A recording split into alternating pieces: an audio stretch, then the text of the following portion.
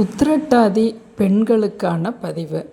இந்த 7.5 சனி காலத்தில் நீங்கள் இந்த மார்ச் மாதம் ஜென்ம சனிக்குள்ளே என்ட்ராகிறீங்க. அது பரவலாக உங்கள் எல்லாத்துக்குமே தெரியும்.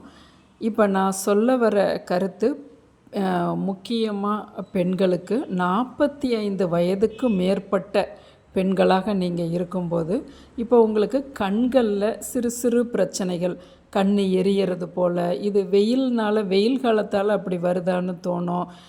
என்னன்னு தெரிலையே, கொஞ்சம் உங்களுக்கு சைட் ப்ராப்ளம் இருக்குது.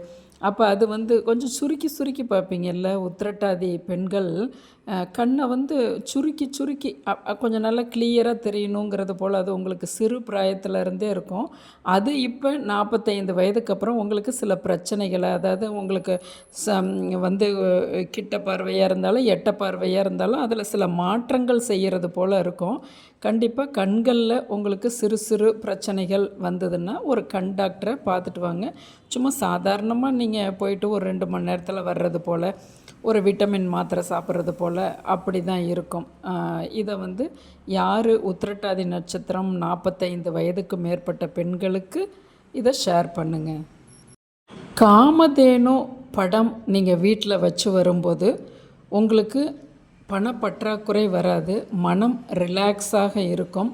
நம்ம பத்மாவதி தாயார் பிறந்த நட்சத்திரம் உத்திரட்டாதி, காமதேனு பிறந்த நட்சத்திரம் உத்திரட்டாதி. அதனால் உங்களுக்கு எப்பயுமே ஐஸ்வர்யத்துக்கு குறைச்சல் இருக்காது. என்ன உங்களுக்கு என்னடா அது சோதனையாகவே இருக்குதுன்னு ஒரு 2.5 வருஷம் நினச்சிட்ருப்பீங்க. அதே தான் திரும்ப 5 வருஷமும் தொடரும். நீங்கள் 7.5 தான் சோதனையை பார்க்குறீங்களா? நீங்கள் பிறந்ததுலேருந்தே சோதனைகள் பார்த்துட்ருக்கீங்க.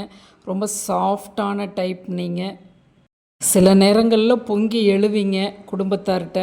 இப்போ கூட அது வேண்டாம், கொஞ்சம் அப்படியே நீங்கள் சரின்னு உங்களோட இயல்புலே போகும்போது உங்களுக்கு அந்த கெட்ட கர்மா கரையும்.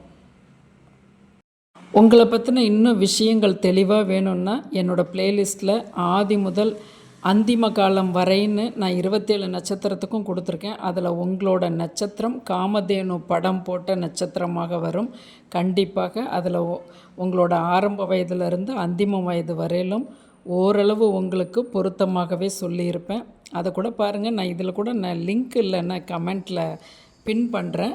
நீங்கள் அதை கூட நீங்கள் நேரம் இருக்கும்போது பார்த்து வாங்க.